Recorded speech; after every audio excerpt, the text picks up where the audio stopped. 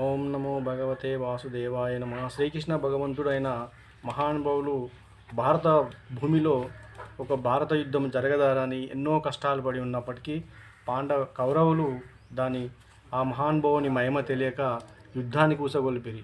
So అట్లాంటి యుద్ధంలో అర్జునునికి నేర్పిన విద్యాభ్యాసమే ఈ యొక్క భగవద్గీత. కుచేలునితో ఆయన రంచింపబడి చేశారు. భగవద్గీత నుంచి మీ యొక్క శ్లోకానికి ముందు తీసుకొస్తున్న మీ శ్రీనివాస్ దేవని. ఏవం బుద్ధేః పరం బుద్ధ్వా సమస్తభ్యాత్మనామాత్మనా జహి శత్రుం మహాభావో కామరూపం దురాసదం.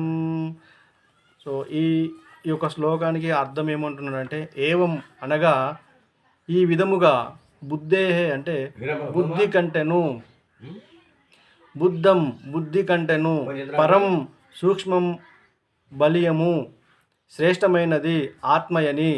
ఏవం బుద్ధే పరం అంటే ఈ విధముగా బుద్ధి కంటెను సూక్ష్మము బలియము శ్రేష్టమైనదని ఆత్మయని తెలుసుకొని బుద్ధి ద్వారా మనస్సును వశపరుచుకొని మహానుభవ మహాభవు దుర్జమైన కామమనేటి శత్రువును నిర్మూలింపుము.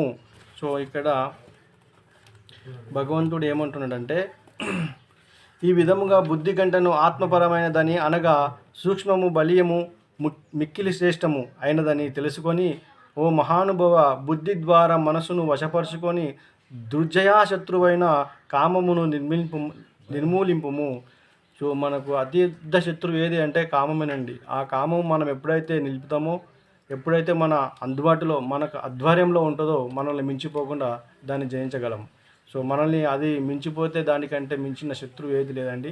సో దాని గురించి భగవంతుడు శ్రేష్టంగా చెప్పి ఉన్నాడు.